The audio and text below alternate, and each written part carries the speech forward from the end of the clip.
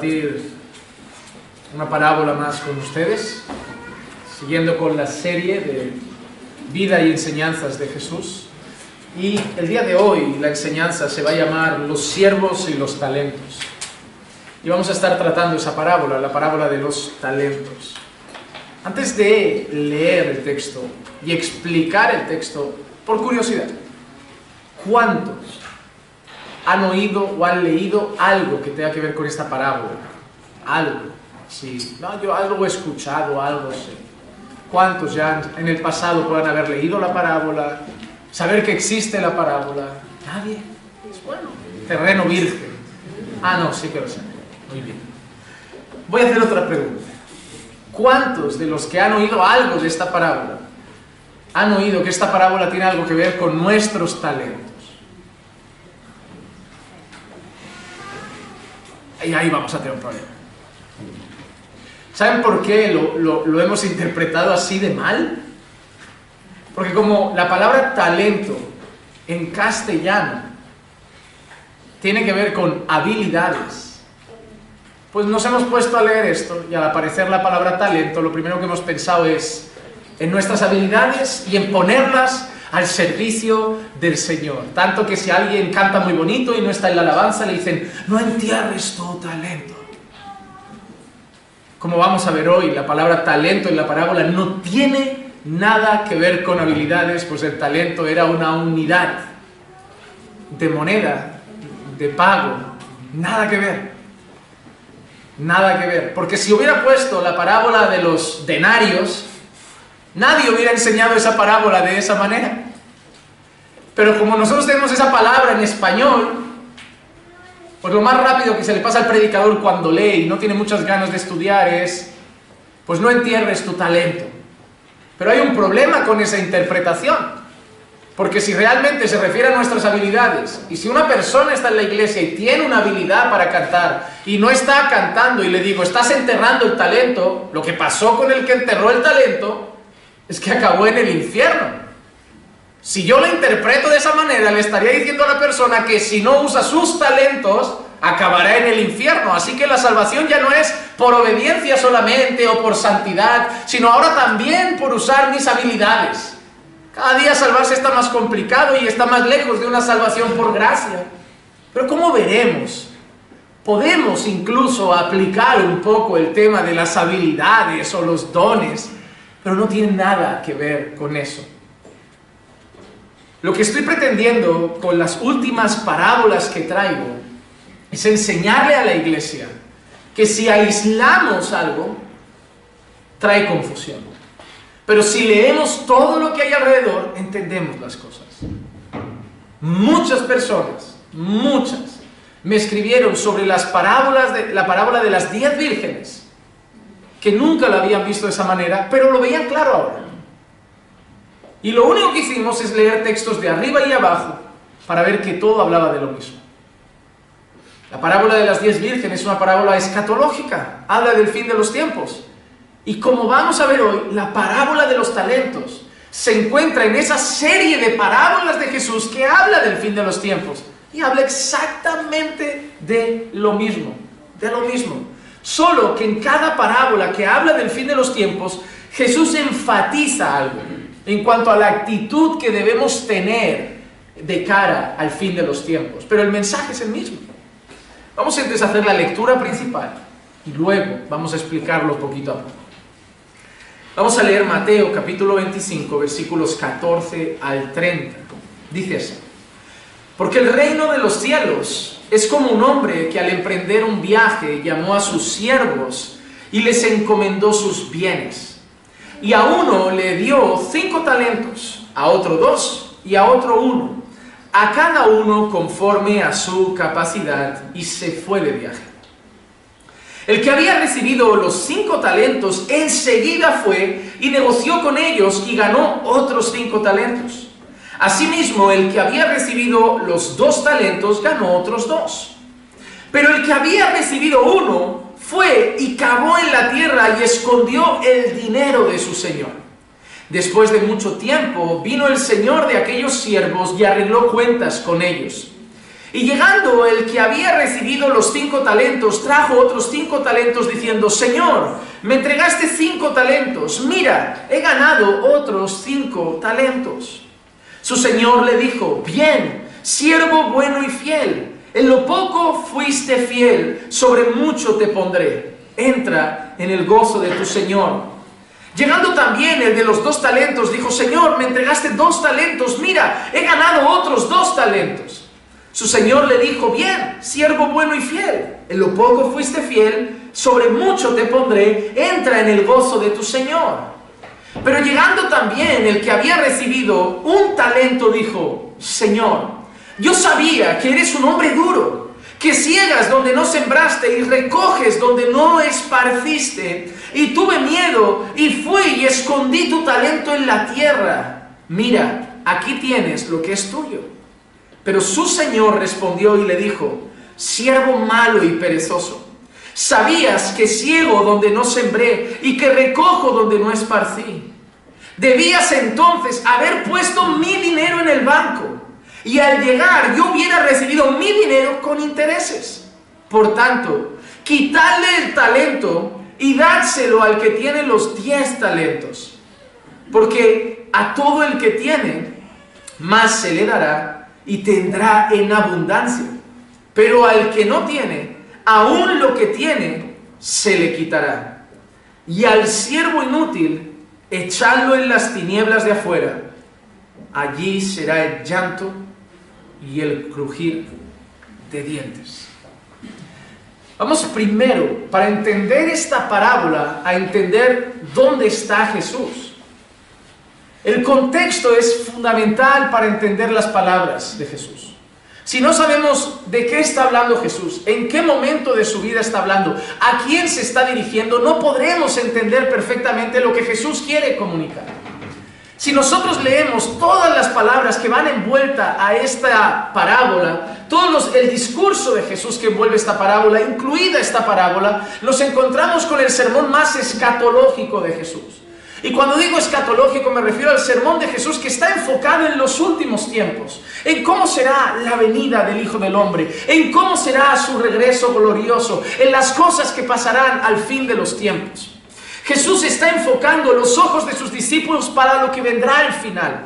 Entre otras cosas, Él habla, por ejemplo, de la destrucción del templo de Jerusalén, que curiosamente pasa en el año 70 después de Cristo. Mateo 24, 1 y 2 dice así. Cuando salió Jesús del templo y se iba, se le acercaron sus discípulos para mostrarle los edificios del templo. Mas respondiendo él les dijo, ¿veis todo esto? En verdad os digo que no quedará aquí piedra sobre piedra que no sea derribada. Los discípulos le estaban enseñando a Jesús el templo. Mira Jesús el templo, mira qué maravilloso templo tenemos. Jesús mira las piedras, mira a los discípulos y Jesús les dice, ¿veis todo esto? No va a quedar piedra sobre piedra. En el año 70 después de Cristo, todo ese edificio cae al suelo. En el año 70 después de Cristo, todo ese edificio queda completamente derrumbado, destrozado. Pero no solo anunció la destrucción del templo de Jerusalén, anunció la persecución que sufrirían sus discípulos, anunció los dolores que sufrirían sus discípulos por causa de la fe en Cristo. Pero al mismo tiempo también, en medio de la persecución, en medio de la destrucción, en medio de los dolores, en medio de todo lo que iban a pasar, Jesús también les da un mensaje de esperanza en medio de todo eso y les dice, pero tranquilos, yo volveré. Y volveré de manera gloriosa. Mateo 24, 29 al 31. Pero inmediatamente después de la tribulación de esos días, el sol se oscurecerá, la luna no dará su luz, las estrellas caerán del cielo y las potencias de los cielos serán sacudidas. Entonces aparecerá en el cielo la señal del Hijo del Hombre, y entonces todas las tribus de la tierra harán duelo, y verán al Hijo del Hombre que viene sobre las nubes del cielo con poder y gran gloria. Y Él enviará a sus ángeles con una gran trompeta, y reunirá a sus escogidos de los 4 vientos desde un extremo de los cielos hasta el otro. Entonces Jesús está hablando de las últimas cosas. Capítulo 23, capítulo 24. Jesús está juntando todo eso que tiene que ver con el fin de los tiempos. Persecución, duelo, pruebas, dificultades. Pero también un grito de esperanza. Vendré de manera gloriosa. Os reuniré de los 4 vientos. Mis ángeles, los ángeles os reunirán. y estaremos todos juntos por toda la eternidad. Pero a todo eso, a los discípulos les llega una pregunta al corazón. ¿Cuándo? ¿Cuándo? Está bien, nos dices cómo serán las últimas cosas. Nos estás diciendo qué pasará en los últimos tiempos, pero eso trae una pregunta. ¿Cuándo será? Porque la palabra los últimos tiempos, al final de los días, eso es muy relativo. Eso puede ser el año 100 para ellos. Eso puede ser el 200, el 300, el 400 y así seguimos hasta hoy. En el año 2020. Ellos querían saber cuándo. Y para hablar del cuándo, Jesús también usa parábolas. Por ejemplo, Jesús usa la parábola de la higuera en Mateo 23, del 32 al 35. Jesús también, por ejemplo, habla de que será como en los días de Noé. ¿Les suena esa expresión? Como en los días de Noé. Eso lo dice en Mateo 24, del 36 al 44. Y en ese texto que habla que será como en los días de Noé, Jesús da una respuesta contundente en cuanto a la pregunta de él, ¿cuándo serán estas cosas? Mateo 24, 36, Jesús dice, pero de aquel día y hora nadie sabe. Nadie sabe. Ningún rabino judío, ningún erudito evangélico, ningún cura católico, ni el mejor de los mormones. Nadie sabe. Nadie sabe. Hermano, déjame decirte algo. Si tú ves un solo predicador en YouTube hablando del fin de los tiempos y haciendo cálculos, apaga ese vídeo y nunca lo escuches más. Es así de sencillo. Ah, pastor, pero es que hay uno muy bueno que... ¡Quítalo! No es muy bueno si está intentando averiguar lo que Jesús dijo que nadie puede averiguar. ¿O acaso Jesús mintió?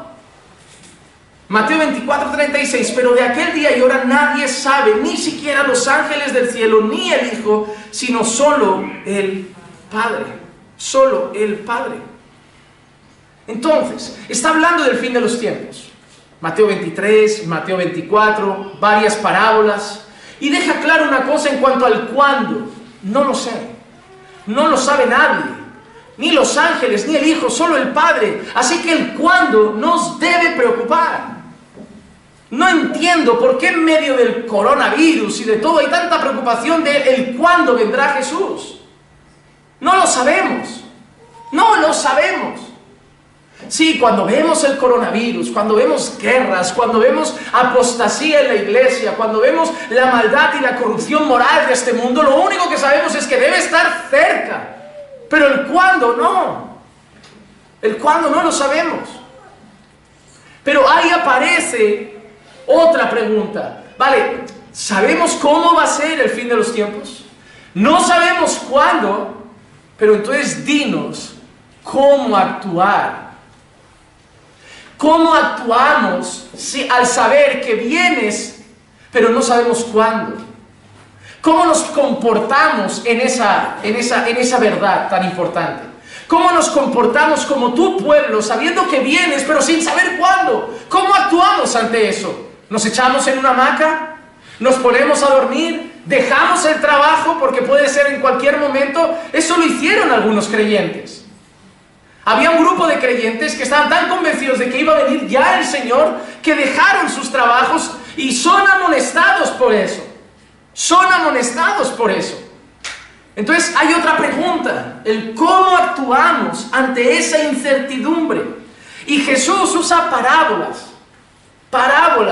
para hablar de cómo debemos actuar ante la venida del Señor, que no sabemos cuándo será. Por ejemplo, Mateo 24, 44. Por eso también vosotros estad preparados, porque a la hora que no pensáis vendrá el Hijo del Hombre. La primera cosa que nos indica, debemos estar preparados y velando. No sabéis cuándo va a ser. No sabéis nada, ni el mes, ni el día, ni el año. Pero tenéis que actuar de esta forma, preparados y velando.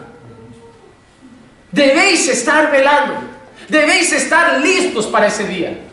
No sabéis cuándo, pero debéis estar listos para cuando llegue. ¿Saben cuál es la actitud que a mí me parece aquí? ¿Saben esta gente que espera como una guerra nuclear y que se ha hecho esos búnker? Hay gente que está así, lo saben, ¿no? Por el mundo. Gente además con dinero, algunos que han invertido un dineral en hacerse búnkers contra explosiones nucleares y un montón de cosas. ¿Esa gente está en el búnker ahora? No. ¿Sabe cuándo va a haber la explosión? No. A lo mejor ni la viven. Pero ellos en el búnker tienen provisiones, tienen ropa, tienen alimento enlatado para no sé cuántos años, tienen medicinas, tienen un montón de cosas. ¿Y cómo están? Con eso preparado. Porque si por lo que suena la trompeta y dicen guerra nuclear o lo que sea, ellos rápido van para el búnker. No saben cuándo, no saben ni siquiera si lo van a vivir, pero están velando y están preparados. No digo que tengamos ahora que hacernos un búnker, eso es la gente... Yo confío en el Señor demasiado como para invertir el poco dinero que tengo yo en un búnker. En un búnker. Hermanos, pero la actitud es esa. Debemos estar velando y debemos estar preparados. Segunda actitud que Jesús destaca en cuanto a su venida. Debemos esperar pacientemente, pero no relajados. Mateo 24, 48. Pero si aquel siervo es malo y dice en su corazón, mi Señor tardará. En otra parábola, Jesús usa el ejemplo de un mal siervo que en vez de trabajar, que en vez de ser diligente, dice, ¿sabes qué? El Señor va a tardar un montón. Hace que yo me relajo. Ya a última hora, ya hago las cosas. Ya a última hora, como ese adolescente que empieza el primer trimestre de escuela, ¿no? Empieza septiembre y dice, ay, hasta los exámenes que serán ahí por enero. Esto queda mucho. Y ahí el padre y la maestra diciéndole, mira, van a llegar los exámenes. Estudia, ve repasando. Y él, tranquilo, yo ya me pondré. Y se relaja, se pone en los videojuegos, se pone en lo esto. Y cuando llega el día del examen, ese estudiante, ¿cómo está? Loco, tomando café, trasnochando porque quiere retener en 3 días lo que no ha estado repasando en 3 meses. Porque él pensaba, ¿sabes qué? Los exámenes tardarán. Y cuando te das cuenta, parpadeas y ya están aquí. El siervo malo que presenta el Señor en esa parábola es un siervo que pensaba así. ¿Sabes qué? Yo sé que tengo que hacer unas cosas antes de que venga el Señor, pero sé que va a tardar mucho, así que me lo tomo relajadamente. Con esa expresión, mi Señor tardará. ¿Qué quería enseñar Jesús con eso? En la primera que hemos dicho, estar velando y preparados. En la segunda, no estar relajados. No estar relajados. Con esa actitud de, ¿sabes qué? El Señor parece que va a tardar. Yo voy a hacer mi vida aquí en la tierra. Voy a disfrutar. Carpe diem. Vive el momento. Porque el Señor, yo creo que ni lo voy a ver pronto. Mala actitud. El Señor quiere que esperemos pacientemente y no relajados. En otra parábola nos dio otra indicación de cómo esperar su venida. Mateo 25, 4. Pero las prudentes tomaron aceite en frascos junto con sus lámparas. ¿Recuerdan nuestra última parábola? El versículo 9 dice, pero las prudentes respondieron diciendo, no sea que no haya suficiente para nosotras y para vosotras. Id más bien a los que venden y comprad para vosotras. ¿Qué actitud era esa de las vírgenes buenas, de las prudentes? Oye, no sé, igual el novio tarda más, pero yo voy a estar preparada todo el tiempo. Voy a preparar aceite, voy a preparar mi lámpara, porque aunque tarde, en el momento que venga yo tendré mi lámpara encendida, no me voy a quedar sin aceite. Entonces, con esa parábola, el Señor Jesús nos estaba ayudando o llamando a estar constantemente alimentando la expectativa de su venida. Como predicadores debemos decirle a la iglesia, el Señor viene. El Señor viene. Para que la iglesia esté alimentando eso en su corazón. Para que la iglesia esté alimentando eso en su corazón. Y eso es algo glorioso porque lo hacemos con la cena del Señor. Dice que cuando hacemos la cena del Señor, su muerte anunciamos hasta que Él venga. Estamos alimentando mes a mes la expectativa de la iglesia de que nuestro Señor resucitó, ascendió y va a volver. Así que debemos estar velando y preparados. No debemos estar relajados como si no fuera a volver. Debemos estar constantemente alimentando nuestro corazón con el deseo de estemos listos para su venida. Y luego llega nuestra parábola, la parábola de los talentos. En esta parábola Jesús nos está enseñando lo mismo. Habrán unos siervos buenos y habrá un siervo malo. Habrá un destino bueno y habrá un destino malo. ¿Recuerda lo que vimos? Dos grupos, dos destinos. El Señor representa a Cristo, que cuando venga traerá un juicio para uno y el mismo juicio, pero con diferente destino para otro. Solo que en esta parábola, igual que en las otras, quiere llevarnos un mensaje de cómo esperar su venida. Y en este caso, Él quiere enfatizar que debemos ser fieles en la administración de todo lo que el Señor nos ha entregado mientras Él no viene. En la primera hemos dicho que debemos estar velando. En la segunda hemos dicho que no debemos estar con actitud relajada. En la tercera hemos dicho que debemos estar constantemente alimentando la esperanza de su venida. Y en esta veremos que mientras Él no viene, nos ha dado cosas. Nos ha dado cosas. Él no nos ha plantado aquí y ha dicho, ahora quédate aquí como una roca, esperando que yo vuelva. No, nos ha dado una vida. Nos ha dado una vida. Y de esa vida nos ha hecho mayordomos, para que la administremos para su gloria. Y es lo que vamos a ver en esta parábola. El deseo de Dios de vivir en esta vida, usando la vida, los talentos que nos ha dado, para que dé fruto, para cuando el Señor venga. Haber vivido no sea en vano. Eso es lo que vamos a ver. Mateo 25:14, porque el reino de los cielos es como un hombre que al emprender un viaje llamó a sus siervos y les encomendó sus bienes. El versículo 16, el que había recibido los 5 talentos enseguida fue y negoció con ellos y ganó otros 5 talentos. Entonces ahora, viendo ese contexto, ¿han entendido el contexto? Fin de los tiempos, cómo debemos actuar. Vamos a analizar algunos detalles de esta parábola en concreto. La primera, nos habla de un señor que emprende un viaje. ¿A quién representa el Señor? A Cristo. Ahí no hay duda alguna. Representa a Cristo. Tenemos un Señor que emprende un largo viaje y decide dar a sus siervos sus bienes para que los cuiden. La palabra siervos ahí, original, no es siervo. ¿Alguien cree saber cuál es? Esclavos. Esclavos. La palabra en ese contexto es esclavos. Pero yo necesito que cuando ustedes lean la palabra esclavo en la Biblia, siervo en la Biblia muchas veces aparece como esclavo, la palabra que a veces se usa refiriéndose a Cristo como un siervo es esclavo. La palabra que se refiere muchas veces a los siervos de Cristo es esclavos de Cristo. Pero el problema que tenemos nosotros, al igual que con la palabra talentos, que nos hace pensar en habilidades, cuando aquí no es habilidad, la palabra esclavo para nosotros rápidamente, normalmente nos viene a la cabeza series como Raíces. Esa gente afroamericana en los campos de algodón, con un señor con un látigo violando a las esclavas, poniendo en un poste al esclavo, dándoles latigazos hasta morir. Eso no era esos esclavos. Hermanos, acaba de darle a sus esclavos durante un viaje todo su dinero. ¿Crees que se refiere a la misma esclavitud de ahí? No es el mismo concepto. Mira, para que veas que el concepto de esclavitud era muy diferente, habían esclavos que hasta querían estar voluntariamente esclavos. Habían esclavos que decidían seguir esclavizados a su Señor porque lo amaban. Y eso nos hace pensar que no es el típico esclavo que hemos visto en todas las películas americanas.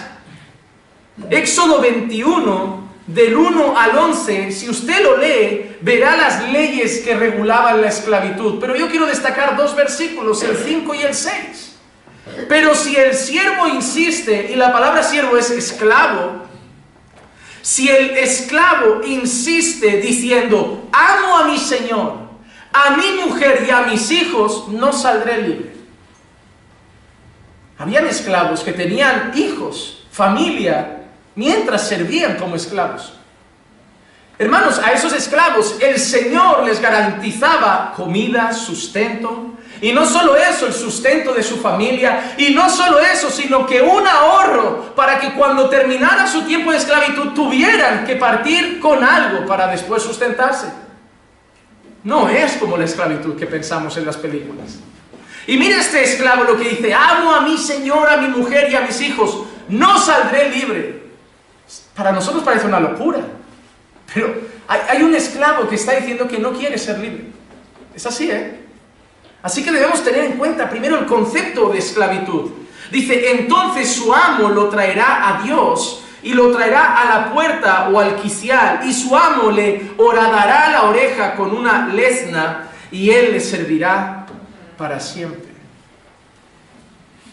Quien lleva un piercing es lo más parecido que llevaba un esclavo.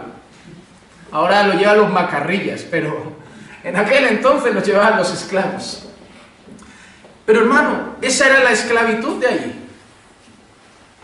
Ese hombre, ese señor que tiene muchísimo dinero, muchísimo, millonario, le da a sus esclavos su dinero para que lo administren. Así que primero, quiero que de su cabeza el concepto de esclavo sea diferente al que tenemos siempre. Tenemos que entender el contexto para no tener una idea equivocada de lo que el Señor enseña. Segundo lugar, la otra palabra que aparece, lo que Él le da a sus esclavos son talentos. Y como he dicho, tenemos el gran error de pensar en habilidades, porque la palabra talento en español es habilidad. Hace poco murió una persona que tenía mucho talento para el fútbol. Sí, no sabemos cómo condujo su vida. Y sabemos que condujo con mucho talento la pelota. Ojalá hubiera conducido con mucho talento su vida. Ese es el ejemplo también de que talento sin Cristo no sirve. Hay gente que coge un vídeo de YouTube y una guitarra, y de oído y viendo en 2 días sabe tocar. Y lo hacen con mucho talento.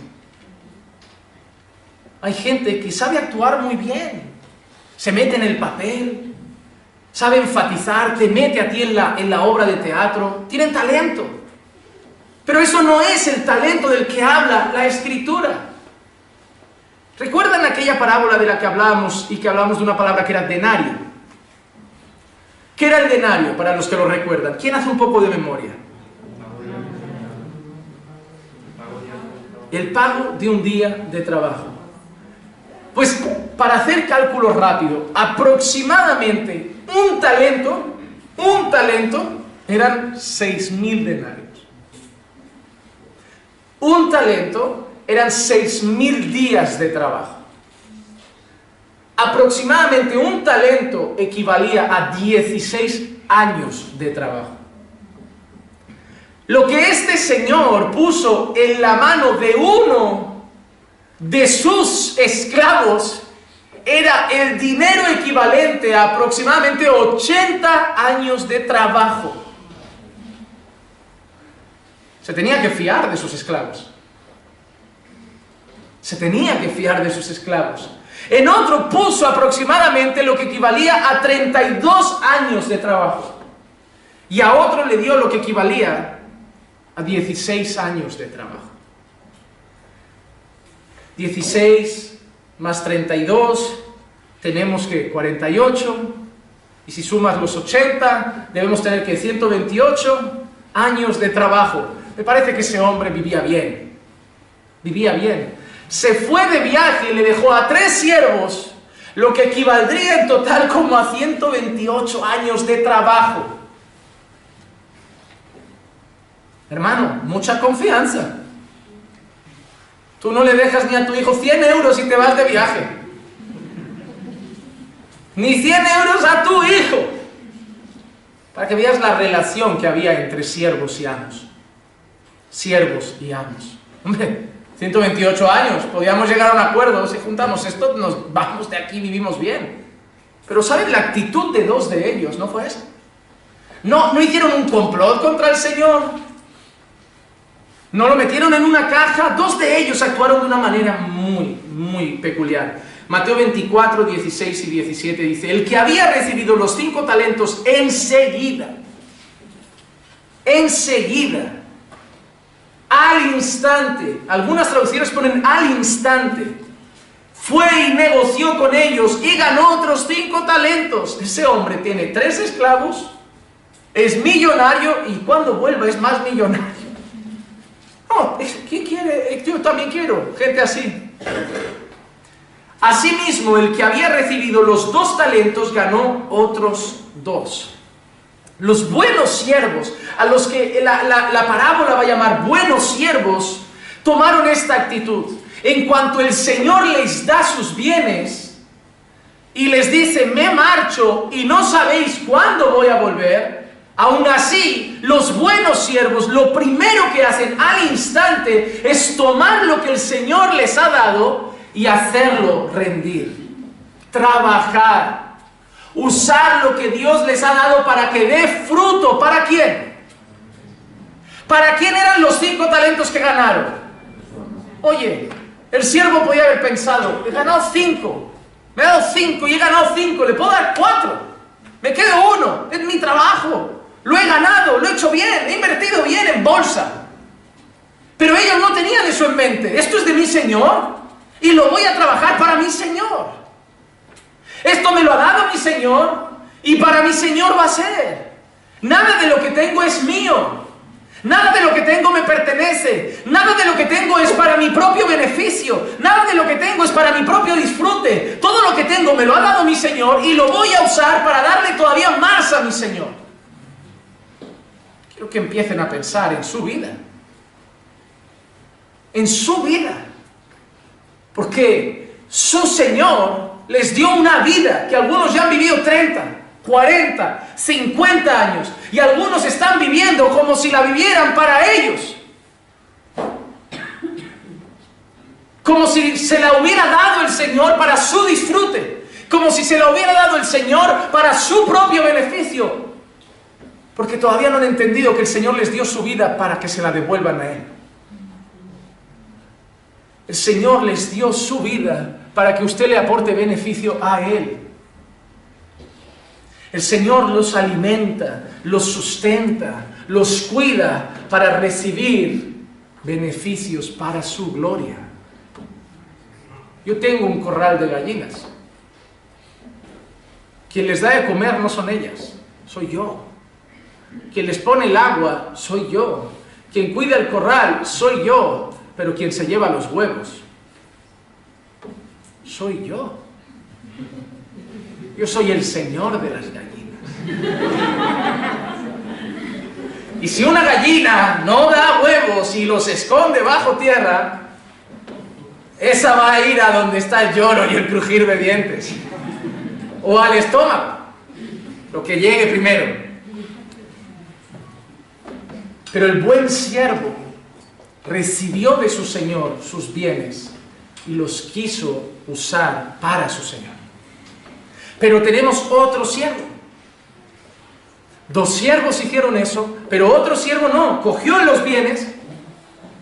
¿Qué es lo que tenían que hacer los siervos mientras el Señor viajaba? Cuidar sus bienes. ¿Y saben qué hizo el otro? Cogió los bienes, el talento que le dio, cavó un hoyo. Eso no es raro, ¿eh? En aquel entonces era muy normal. Era muy normal cavar hoyos para encontrar, para esconder dinero. Incluso verán más parábolas de Jesús que hablan de hombres que estaban trabajando en campo y de golpe encuentran un tesoro. Era muy normal. Yo creo que de ahí Pablo Escobar aprendió a enterrar dinero. Pero eso era normal. Él cogió el talento, cavó un hoyo y lo metió ahí. ¿Saben qué estaba haciendo ese siervo hasta que venía el Señor? Nada. Porque lo único que tenía que hacer era administrar el talento. Pero al día siguiente o el mismo día, cava un hoyo, lo guarda y se echó en la hamaca. ¿Qué estaban haciendo los otros 2? Trabajar para el Señor. Esperar a su Señor. Querían vivir de una manera y servir de una manera que cuando el Señor volviera hubiera rendido. Presentarse ante su Señor y haber dicho, mira, nosotros hemos servido, hemos trabajado para ti y aquí tienes todo lo que te hemos ganado para ti. Y el otro en la hamaca, sin hacer nada. Mal siervo, un mal siervo. Lo que ese siervo no esperaba, que un día de repente llegaría el momento de rendir cuentas. Mateo 25, 19. Después de mucho tiempo, ¿de cuánto? Hermanos, las palabras en las parábolas no están por casualidad. Mucho tiempo. ¿Cuánto tardó el Señor? Mucho tiempo. Para nosotros, ¿cuánto está tardando el Señor? Mucho tiempo. Y muchos, al ver que el Señor tarda a nuestro entender, porque Él viene en el día perfecto, pero a nuestro entender tarda mucho tiempo, nos relajamos en una hamaca y no hacemos nada para Él. Vivimos como si la vida fuera nuestra y no tuviéramos que rendir cuentas ante el Señor que nos ha dado eso. Pero se nos olvida que un día habrá rendición de cuentas. Después de mucho tiempo vino el Señor de aquellos siervos y arregló cuentas con ellos. Y arregló cuentas con ellos. Muchos, como el siervo malo, viven pensando que el Señor tardará mucho y cuando menos se lo esperen, el Señor va a estar ante ellos rindiendo cuentas por sus vidas. Hermano, yo quiero hacerte una pregunta. Si el Señor hoy llegara y tuvieras que rendir cuentas por lo que has hecho con tu vida, para Él, porque es de Él, hermano, ¿qué le darías hoy al Señor? ¿Qué le daríais hoy al Señor? ¿Qué habéis hecho para Él? He leído muchos libros que hablan de Él. No, eso no es hacer algo para Él. ¿Qué habéis hecho para vuestro Señor? Hermanos, ¿de quién es la vida que tenéis? ¿Y por qué estáis viviendo como si fuera vuestro? ¿Por qué hacéis vuestros planes sin preguntarle? ¿Por qué hacéis vuestros proyectos sin preguntarle? ¿Por qué os juntáis en una mesa en casa a hacer números dónde vais a ganar más dinero, si en Bolivia, en Perú o en España, sin preguntar dónde os quiere el Señor? ¿Por qué todo gira en torno a dónde nos irá mejor la vida? ¿Por qué todo gira en torno en dónde compraremos una casa mejor? ¿Por qué todo gira en torno en dónde tendré una vida más acomodada? ¿Por qué todo gira en torno en dónde será la vida más fácil? Y nunca gira en torno a mi vida es de Dios y tendré que rendir cuentas. Hay misioneros que no tienen casa y nunca la tendrán. Y ni su corazón les pide casa. Que viven prácticamente de la caridad de iglesias que sustentan su familia mientras ellos predican y sirven al Señor. Pero ellos no están preocupados en su jubilación. Ellos no están pensando, hay que dejar ya las misiones porque tenemos que echar raíces y tener nuestra casa, porque necesitamos seguridad en la vida. Ellos quieren servir a su Señor. Ellos quieren vivir para su Señor. Y cuando estén delante de su Señor y ese misionero le diga a su Señor, ¿qué has hecho para mí? Él presente almas y diga, Señor, me diste aliento y yo te traigo esto. Pero ¿qué le darás tú, hermano? ¿Qué le darás tú? Si muchas veces hay que rogar para que vengan al culto. Si muchas veces hay que rogar, iglesia, por favor, oren. Por favor, hablen con Dios. Si muchas veces hay que rogar que pasen un tiempito al día con Él.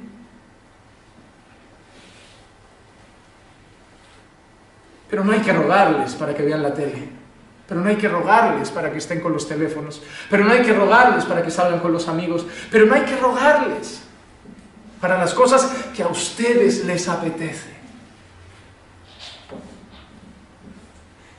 Esta parábola a mí me enseña que Dios nos dio talentos. Y talentos no es habilidades, que también nos las ha dado. Él a la iglesia le ha dotado de dones. ¿Para qué ha dado dones a la iglesia? Para su gloria. Pastor, el Señor me ha dotado de una voz.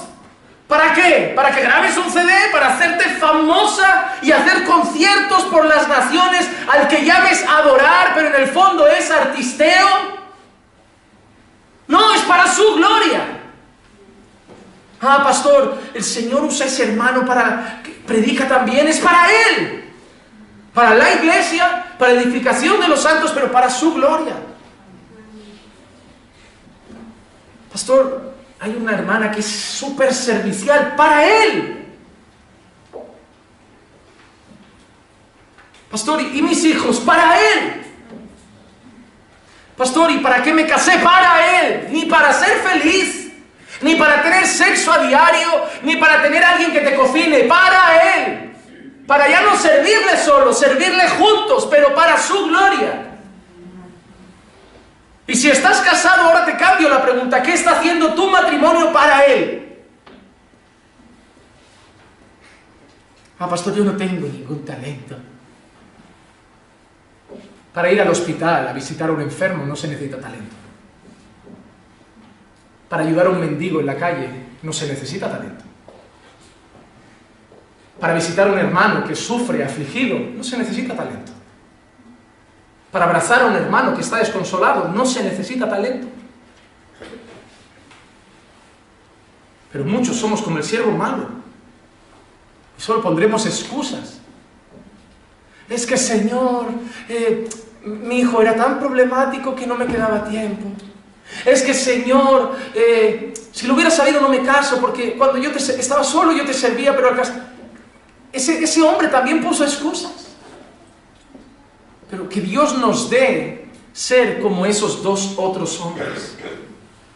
Mateo 25, 20. Y llegando el que había recibido los 5 talentos, trajo otros 5 talentos diciendo: Señor, me entregaste 5 talentos, mira, he ganado otros 5 talentos. Mateo 25, 22. Llegando también el de 2 talentos, dijo: Señor, me entregaste 2 talentos, mira, he ganado otros 2 talentos. ¿Sabes qué es lo más hermoso que tengo cuando me encuentre con Dios? El poder mirarlo y decir: Señor, creo que he sido un siervo de confianza. Señor, creo que no malgasté mi vida. Sí, Señor, malgasté los años que no te conocí, pero cuando te conocí, mi vida rindió para ti. Pero usted predica mucho. Esta semana 5 días tiene de predicación. Sí, cada uno hace algo. Cada uno hace algo. Pero es que a todos no nos ha dado lo mismo. Dice que les dio a cada uno conforme a su capacidad. A mí me ha permitido esto. Y lo pongo a su servicio. ¿Creen que soy propiedad de Caminando por Fe? Porque Caminando por Fe me paga un salario. Yo ayer compartí con otra iglesia, este viernes comparto con otro grupo. Yo no soy propiedad de Caminando por Fe. Caminando por Fe me provee para que pueda seguir sirviendo al Señor, principalmente aquí. Pero donde se necesite, lo serviré. Soy propiedad de Dios. Nunca voy a decir que soy propiedad de Caminando por Fe. Amo Caminando por Fe. Mi familia está aquí, es mi hogar y me siento en casa y daré mis días y mi sudor por servir, pastorear y guiar esta iglesia. Pero los otros ratos también están al servicio del Señor. También están. Por eso en lo que podemos ayudamos a puntos de misión fuera de España. Por eso en lo que podemos, mire pastor, somos la iglesia de tal sitio, ¿puede compartir una palabra? ¡Puedo! Pero ya se acabó con la iglesia, date un día libre. ¡Tengo que servirle! Él me ha dotado de una capacidad, Él me ha dado unos dones y los tengo para Él. ¿Y tú cuándo descansarás? Cuando me dé un infarto. Cuando esté con Él. Tengo toda la eternidad para tener un eterno descanso. En esta vida no. Claro, como todo ser humano, tengo ratos de descanso, un día libre, una tarde libre, cada vez que puedo. Pero no me voy a poner una hamaca como si mi Señor no fuera a volver. He tirado ya muchos años de mi vida a la basura sin conocerle. No voy a seguir tirando los años después de conocerle también. ¿Qué pasa? Que mi vida después de conocer al Señor lo único que ha cambiado es que ya no bebo, ya no fumo, ya no me emborracho, ya no voy a la discoteca. ¿Eso es lo único que Dios ha venido a hacer a mi vida? ¿Quitarme malos hábitos? Pues me meto a ser corredor olímpico y es lo mismo. Si me vuelvo un atleta olímpico, tampoco saldré de fiesta, no me drogaré, no fumaré, llevaré una vida saludable, pero yo creo que el Señor no solo ha venido para librarme del pecado, sino para ponerme a servirle. Nos encanta decir que Dios ha venido a traernos vida y vida en abundancia, y creemos que la vida en abundancia es todo para mí. Riquezas, alegría, gozo. Todo el mundo le dice, porque el Señor te va a dar paz, porque el Señor te va a dar gozo, porque el Señor tiene bendiciones. Y es verdad, pero ¿y tú qué tienes? Madre mía, la iglesia hoy es un lugar donde parece que venimos solo con las manos así, a que Dios nos dé, cuando deberíamos traer las manos así, a darle a Él. Hermano, nuestra vida no está hecha para recibir solamente, sino para ofrecerle. Te repito, ¿tú podrás decir como estos siervos, me diste algo y lo he usado para ti? ¿Lo he multiplicado? ¿Saben qué recibieron estos hombres? Lo más bonito que puede recibir alguien, un elogio de su Señor. Elogio de su Señor. Ver la alegría de su Señor. ¿Saben qué se encontraron estos hombres cuando rindió cuentas con su Señor? La alegría del rostro de su Señor alegre y feliz. Mira lo que le dice Mateo 25, 21. Su Señor le dijo, bien, siervo bueno y fiel, en lo poco fuiste fiel, sobre mucho te pondré, entra en el gozo de tu Señor. ¿A quién le dice eso? ¿Al que recibió cuántos talentos? 5. Pero luego mira lo que le dice al que recibió 2 y también los multiplicó en el versículo 23. Su Señor le dijo, bien, siervo bueno y fiel, en lo poco fuiste fiel, sobre mucho te pondré, entra en el gozo de tu Señor. ¿Cuántos talentos le devuelve el primer siervo? ¿No le devuelve 5? Ah, matemática, esa no era avanzada, esa era matemática a nivel usuario. Le devuelve 10. ¿Y cuánto le devuelve el segundo? Ok, 4.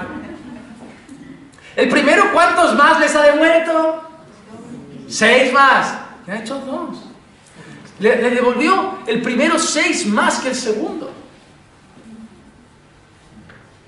¿Pero qué le dijo al primero?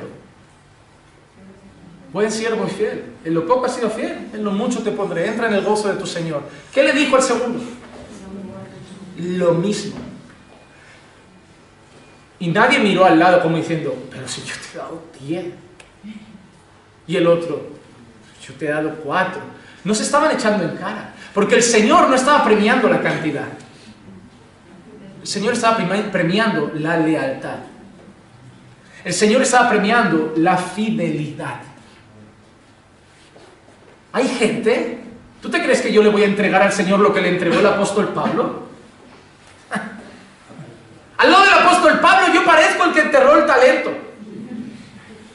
Señor, iglesias en Tesalónica, iglesias en Filipos, iglesias en Éfeso, iglesias en Galacia. Aquí tienes un puñado de ancianos, aquí tienes diáconos, aquí tienes esto, aquí tienes almas redimidas, almas liberadas, aquí tienes... ¿Y tú qué tienes, Juan Manuel? Que tengo caminando por fe. En casa y caminando por fe. Pero el Señor no me pide más. Porque a Pablo lo puso en todo eso. Y a mí me puso aquí. Por eso, cuando el Señor se encuentra a Pablo, buen siervo y fiel, en lo poco has sido fiel, en lo mucho te pondré. Cuando se encuentra a Juan Manuel, buen siervo y fiel, en lo poco has sido fiel, en lo mucho te pondré. Porque yo le di a Pablo conforme a su capacidad. Y yo te he dado a ti conforme a tu capacidad. Pero lo importante es que los dos, de lo que os he dado, lo habéis hecho. A ti Dios no te va a pedir lo del pastor Juan Manuel, o lo del pastor Paul Washer, o lo del pastor MacArthur, o lo de la hermana que canta y hace esto, y el hermano que evangeliza. Pero el Señor te va a pedir algo. No es para que nos comparemos, pero sí para que seamos fieles en lo que nosotros sí tenemos.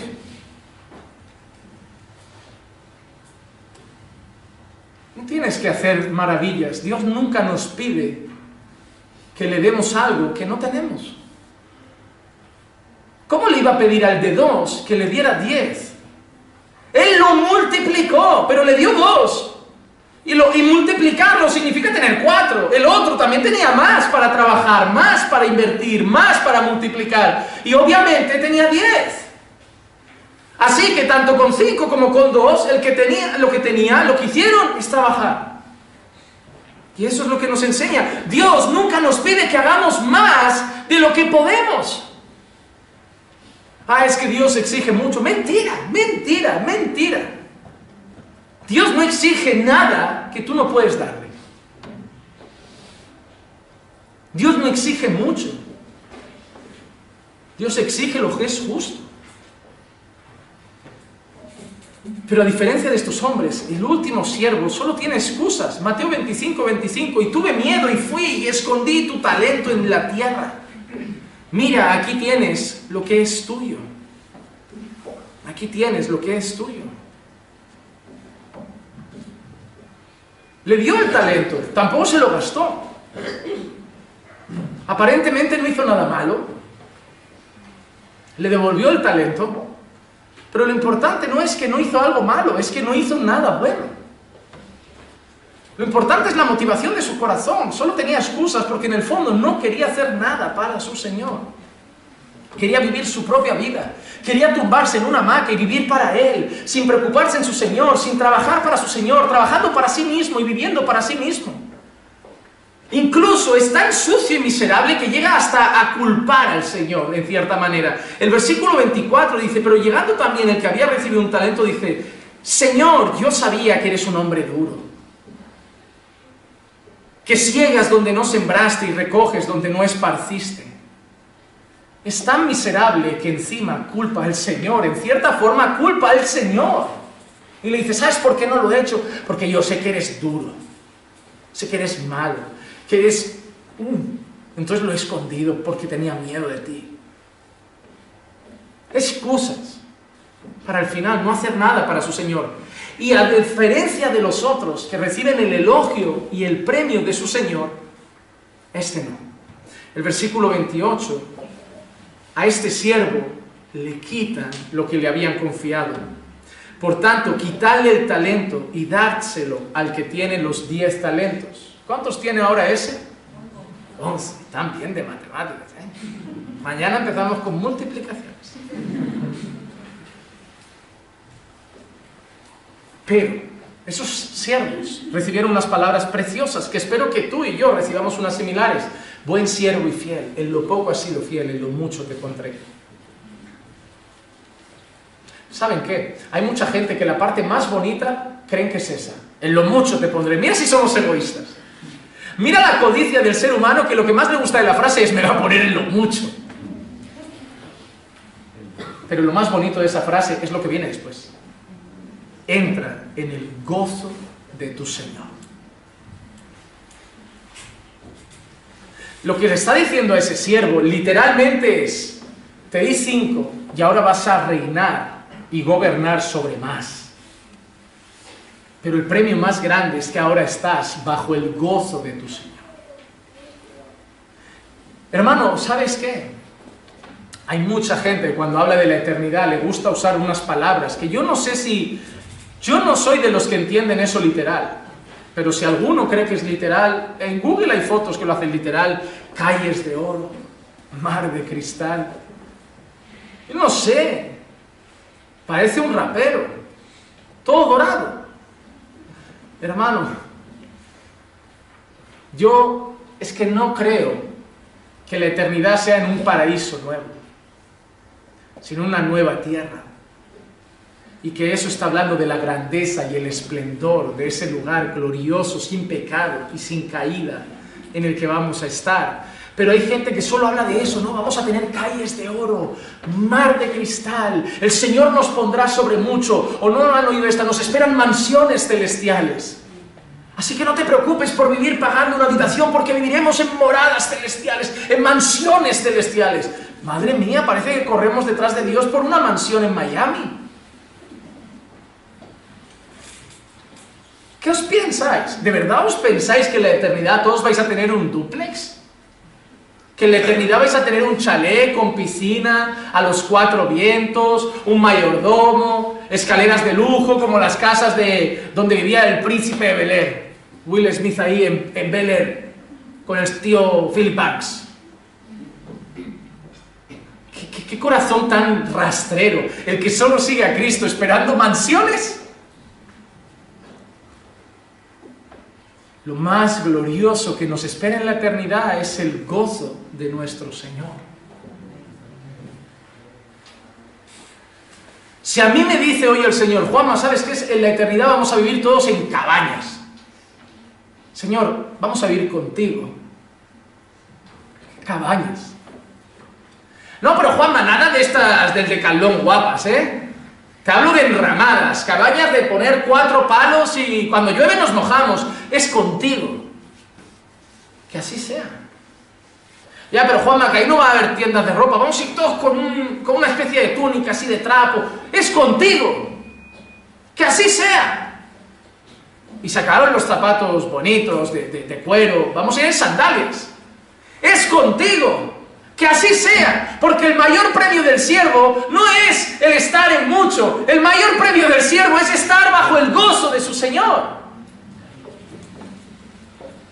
Me da igual lo que me espere arriba, me da igual lo que me espere en la eternidad, no me como la cabeza con preguntas de cómo será la eternidad, lo único que me trae gozo es saber que la eternidad es con mi Señor. Y me basta. Y la gente, Juan Manuel, ¿tú crees que habrán animales? Juan Manuel, ¿tú crees que... ¿Cómo será el suelo? Juan Manuel, ¿cómo crees que serán las paredes? ¿Cómo crees que será el cielo? ¿Cómo crees que será...? No sé, pero estará Dios. Estaré con mi Señor. Y no habrá pecado, y no habrán tentaciones, y ya no nos romperemos la cabeza para no tener que caer. Habrá paz, gozo, no habrá más lágrimas, no habrá más llanto, solo gozo y alegría eternamente con Cristo, en una adoración constante, en un culto constante. Me da igual si la calle es de oro o si es césped artificial, me da igual. Si Cristo está, es el paraíso. El paraíso no lo hacen las calles, el paraíso no lo hace la vegetación, no lo hacen los animales, no lo hacen los árboles. El paraíso es Cristo. El gozo nuestro es el gozo del Señor. No sobre mucho. Pero pastor, ¿qué es el mucho? Porque claro, yo tengo mucho talento, entonces ese hermano que no ha usado su talento, a mí me han dado ahora otro talento. Y empiezan a hacer interpretaciones. Estoy flipando. Porque hay hermanos que empiezan a coger eso y decir, no, pues tú tienes mucho talento, pues si tú no usas tu talento, a él le darán el talento. ¿Y cuándo me darán el talento? ¿Cuándo? ¿Y para qué quiero yo mi talento en la eternidad? Entonces, ¿qué es? ¿Ahora? ¿Y entonces cómo llega ese talento? ¿De golpe me ilumino y me ponen el talento de un vago que no hace nada? No quiere decir eso. No está hablando de habilidades y talentos y que si tú no tocas el piano sabiendo tocar el piano, yo ahora además de predicar de golpe, wow, la unción del pianista y también tocar el piano y ahora tengo 11. No, no está hablando de eso. Está hablando de servir al Señor. Porque el que no vivió para el Señor y el que vivió para sí mismo, como esas vírgenes que no fueron prudentes y solo pensaron en ellas y no en el novio, como ese siervo malo que no sirvió y pensó en sí mismo, todos esos grupos acabaron de la misma manera. Versículo 30, al siervo inútil, echado en las tinieblas de afuera, allí será el llanto y el crujir de dientes. ¿Y ese destino cuál es? El infierno. Ese es el impío. Ah, pero pastor, ¿Dios le ha dado talentos al impío? Depende de lo que entiendas como talento. Te vuelvo a decir que no está hablando de dones. Pero ¿quién le ha dado la vida al impío? ¿Quién lo trajo al mundo? ¿Quién hace que late el corazón? ¿Quién lo despierta cada mañana? ¿Para quién debería vivir el impío? ¿Pero para quién está viviendo? ¿Rendirá cuentas?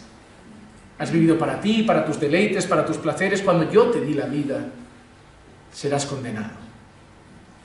Pero vosotros habéis reconocido que el Señor os ha dado la vida y ahora la estáis viviendo para su gloria. Así que de nuevo vemos lo mismo, dos grupos, dos contrastes, dos grupos y dos destinos, como en otras parábolas. Mateo 24, 40 y 41, entonces estarán dos en el campo, uno será llevado y otro dejado. Dos mujeres estarán moliendo en el molino, una será llevada y otra será dejada. Mateo 13:30, dejad que ambos crezcan juntos hasta la siega, y al tiempo de la siega diré a los segadores, recoged primero la cizaña y atadla en manojos para quemarla, pero el trigo recogedlo en mi granero. Dos grupos, dos destinos. Mateo 25, 31 y 32, pero cuando el Hijo del Hombre venga en su gloria y todos los ángeles con él, entonces sentará en el trono de su gloria y serán reunidas delante de él todas las naciones y separará a unos de otros como el pastor separa las ovejas de los cabritos. ¿Quiénes son los siervos buenos de la parábola? El pueblo de Dios, que está usando la vida que Dios le ha dado, los dones que Dios le ha dado, la habilidad que Dios le ha dado, el latir del corazón que Dios le ha dado para Él. Para Él. ¿Y quién es el otro siervo? Hay dos maneras de verlo. Por un lado, los impíos, que serán condenados. Pero por otro lado, yo siempre he pensado que las parábolas apuntan mucho a los cristianos nominales. Y cristiano nominal me refiero a cristianos solo de nombre. Porque las vírgenes insensatas estaban con las vírgenes, parecían vírgenes, se habían hasta vestido de vírgenes, pero al final no eran de las que fueron recompensadas. Y este siervo estaba con los siervos buenos, trabajando al lado de los siervos buenos, pero al final fue castigado. Hay mucha gente que hoy está aquí, que está con personas que sirven al Señor. ¿Saben cuando un padre ve algo bonito en los hijos y se le cae la baba? La expresión esa de, veo a mi hijo, ay, se me cae la baba cuando lo vi haciendo eso. Hoy me fui a por un café antes del culto, y al volver vi a un chico y dos chicas evangelizando a dos jóvenes en un banco. Eran de aquí. Y me he dado cuenta que están llegando casi todos los días, como un par de horas antes, para irse a estas calles y compartir el Evangelio. Cuando pasé con mi café, mi impulso era, pues dije, no voy a estropearlo encima, ya estarán haciendo... Pero como que se me caía la baba. Porque ellos podían decir, estamos cansados, acabo de salir del trabajo y me voy a poner a hacer eso, ¿no? Primero descanso un poco, que ya viene hoy culto. Pero el corazón dice otra cosa. ¿Sabes qué? Tengo 30 minutos. ¿Qué me cuesta ir e intentar hacer algo por mi Señor? Pero mi corazón tiene dos sentimientos. El de un pequeño grupo que hace esas cosas. Oye, no son grandes teólogos, ¿eh? Si los pones seguro aquí arriba a compartir el Evangelio, temblarán. Pero lo poco que tienen, lo están poniendo a su servicio. Pero cuando miro la mayoría del pueblo cristiano, trabajando todo el día, preocupados todo el día, solo buscando ayuda en el pastor, no para servir a Dios. Pastor, ayúdame con mi matrimonio, con mi casa, con mis hijos, o sea, más para la vida, pero nunca para hacer cosas para el Señor. Y me preocupa que un día algunos se encuentren con el Señor y les diga, siervo malo, no has hecho nada para mí, has vivido para ti. Hay muchos que caminarán con cristianos, congregarán con cristianos, cantarán con cristianos, orarán con cristianos, harán el curso de membresía y aparentarán ser cristianos y pasarán el curso de membresía, pero se encontrarán delante del Señor y el Señor les dirá, yo no os conozco. Santiago 2:17 dice, la fe por sí misma, si no tiene obras, es muerta. Y a pesar de que ese texto habla del fruto, del carácter del creyente, debe haber fruto y evidencia de santificación en la vida de aquel que profesa fe en Cristo, también se puede aplicar al servicio. Hermano, solo os pido que si a alguien le vais a decir, Jesús es mi Señor, que al menos viváis demostrando que Él manda. Porque si no lo vais a hacer y vais a seguir pareciendo que vosotros sois vuestros señores, mejor no digáis nada. ¿Saben qué le dije una vez al Señor? Si yo digo que soy cristiano y voy a vivir de tal manera que avergüence tu nombre, mi profesión de fe, para que luego digan los cristianos son hipócritas y yo vaya en ese paquete, mejor no decir que soy cristiano, callarme y vivir mi fe a escondidas. Pero si voy a decir con mi boca, soy cristiano, soy pastor, soy creyente, la gente lo va a tener que notar. Mi familia va a tener que saber que Jesús es primero. Mis amigos van a tener que saber que Jesús es primero. Mis redes sociales van a saber que Jesús es mi rey. Mi Instagram sabrá que Jesús es mi rey, mi Facebook sabrá que Jesús es mi rey, mi YouTube sabrá que Jesús es mi rey, mi tiempo libre sabrá que Jesús es mi rey, en nuestra casa Jesús será el rey, en mi vida Jesús será el rey. Y cuando la gente me diga, tómate unos días libres, y yo les pregunte, ¿para qué?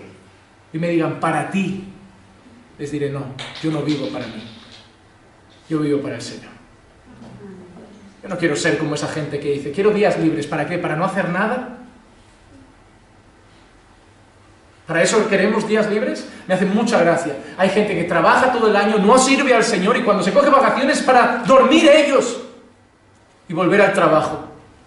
Y ni en vacaciones sirven al Señor. A mí me preocupará el día que lleguen delante de Él. Porque congregar no es requisito para ser salvo. Congregamos porque nos da fuerzas, congregamos porque nos alentamos unos a otros, congregamos para edificarnos, pero congregar no lleva al cielo. Muchos me dirán en aquel día, Señor, Señor, no profetizamos en tu nombre no echamos fuera demonios, en tu nombre hicimos muchos milagros, y entonces les declararé, jamás os conocí, apartaos de mí los que practicáis la iniquidad.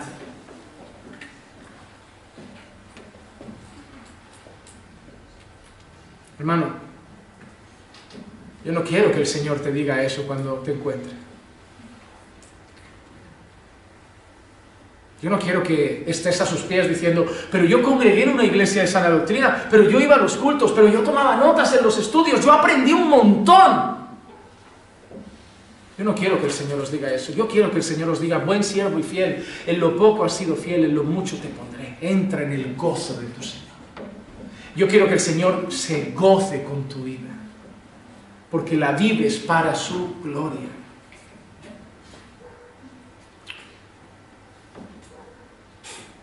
Pero pastor, yo no sé predicar, yo no sé cantar, yo no sé... Termino la clase de hoy con una lectura rápida. Poco después, Mateo 25, 34 al 40, dice así, entonces el rey dirá a los de su derecha, venid benditos de mi Padre, heredad el reino preparado para vosotros desde la fundación del mundo. Mira qué dice, porque tuve hambre y me diste de comer, tuve sed y me disteis de beber, fui forastero y me recibisteis, estaba desnudo y me vestisteis, enfermo y me visitasteis, en la cárcel y vinisteis a mí. Entonces los justos le responderán diciendo, Señor, ¿cuándo te vimos hambriento y te dimos de comer, o sediento y te dimos de beber? ¿Y cuándo te vimos forastero y te recibimos, o desnudo y te vestimos? ¿Y cuándo te vimos enfermo o en la cárcel y vinimos a ti? Respondiendo el rey les dirá, en verdad os digo, que en cuanto lo hicisteis a uno de estos hermanos míos, aún a los más pequeños, a mí me lo hicisteis. Y me gusta, porque hay gente que cree que esto es ir a las prisiones a visitar a un violador, y eso es como visitar a Jesús. No, dice, cuando se lo hicisteis a uno de estos, ¿qué? ¿Quiénes son los hermanos de Jesús? Jesús, ha venido tu madre a verte y tus hermanos. ¿Quién es mi madre? ¿Quiénes son mis hermanos? Aquellos que conocen la voluntad de mi Padre y la hacen. ¿Saben lo que está diciendo Jesús? No está hablando de visitar a un violador en la cárcel, está hablando de visitar a un hermano que está preso por causa de la fe. Está hablando de visitar a un hermano que está en necesidad porque ha perdido todo por causa de la fe. Está hablando de visitar a un hermano que tiene hambre porque ha perdido la comida por causa de la fe. Está hablando de visitar a un hermano que está enfermo. Así que Dios no te pide que hagas malabares, que prediques, que cantes, que seas un gran teólogo y un maestro de las Escrituras. Le basta con que ames al prójimo. Y le basta sobre todo con que sirvas a tus hermanos. En esta iglesia, cada domingo se reunían aproximadamente 200, 220 personas. Y entrabais y salíais sin preguntar al de al lado, ¿todo bien? ¿Necesitas algo? Entonces, Dios no te está pidiendo lo que tú no puedes dar. El problema es que tú no estás queriendo dar nada para Dios.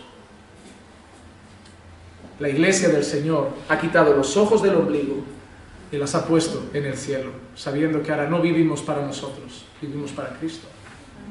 Así que en cualquier día el Señor viene, esto anuncia su venida, y el Señor espera que estemos viviendo para dar fruto para su gloria. Que eso mueva sus corazones desde hoy a cuestionarse hoy en sus casas, ¿qué estoy haciendo para el Señor? Y de aquí en adelante decir, ¿sabes qué? No tengo que hacer mucho, pero tengo que ser fiel en lo que sí puedo hacer. Y que empiece a haber un ejército que hace cosas para Dios. Porque solo late nuestro corazón para eso. Vamos a hablar. Padre, te damos gracias por tu amor y tu misericordia. Gracias, Señor, porque tú nos has dado la vida y nos la has dado para ti, Señor, para exaltarte, glorificarte y para servirte, para servir al prójimo. Señor, no queremos ser inútiles, infértiles, que no dan fruto. No tenemos que hacer grandes cosas, pero tenemos que hacer cosas para ti, Señor. Tenemos que recordar que no vivimos para nuestra propia gloria, sino para la tuya. Señor, solo te pido que a pesar de mi torpeza, porque es un texto quizá difícil, o porque había mucho que enseñar, que sirva para edificar a tu iglesia. Padre, yo he llevado la palabra a los oídos, pero te pido que tú la lleves al corazón. Y que tu Santo Espíritu pueda obrar, al menos en los que son tuyos, para que puedan empezar a hacer algo para tu gloria, para ti, Señor. Señor, obra en tu iglesia hoy a través de tu palabra. Llévanos con bien a casa y danos una noche de paz y descanso. Es lo que yo te pido, en el nombre de Jesús. Amén, amén y amén.